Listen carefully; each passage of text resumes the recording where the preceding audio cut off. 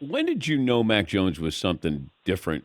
Considering we thought he was going to Kentucky, he was a three-star recruit. You had Tua there, but was there a moment where you go, "There's something different here"? Because it feels like the NFL and these scouts kind of stumbled upon him the last couple of weeks here. Well, I think that a lot of people got interested by the way he played last year. I mean, he did a phenomenal job. I mean, we had really good players around him, no doubt. A couple of really good receivers, couple good running backs, really good offensive line.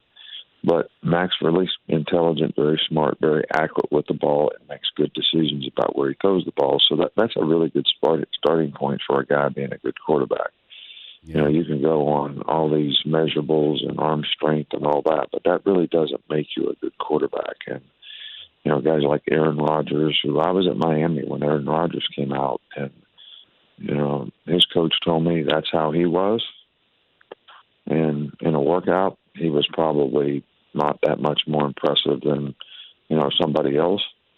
But those instinctive intangibles that a quarterback has are, invaluable to being successful at the position. And I think that's why that's so hard to evaluate. And I think that's why that's the number one failure position in the draft, is because of that being such a hard thing to evaluate. So, but you asked me a question about when did I know Mac Jones was going to be a good player. I was impressed with the way Mac played in fall camp. And I was hopeful that he would be able to continue to be able to play that way, when the games came.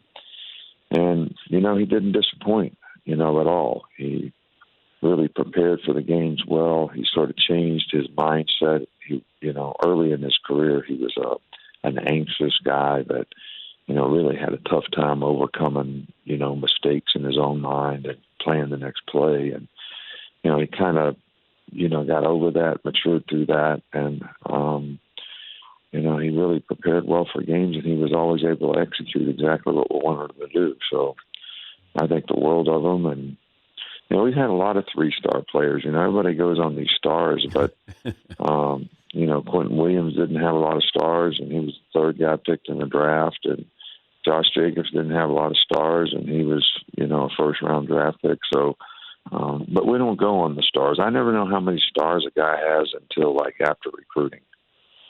Somebody says, hey, you had this many 9-star guys or 5-star guys or whatever they are, and we evaluate kind of like you do for the draft.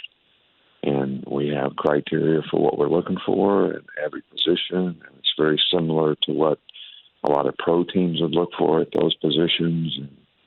And that's how we try to develop our team and develop our players.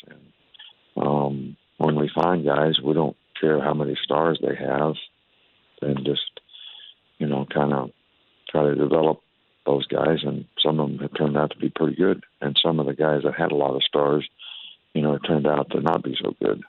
Before I let you go, was it true that Mac was carving up the defense in practice, and you told him to kind of settle down and stop carving up the defense? Did that actually happen? I remember the carving up the defense part. That happened quite often. I don't ever remember asking him to quit doing that. He might have felt that because it was a little frustrating at times trying to develop.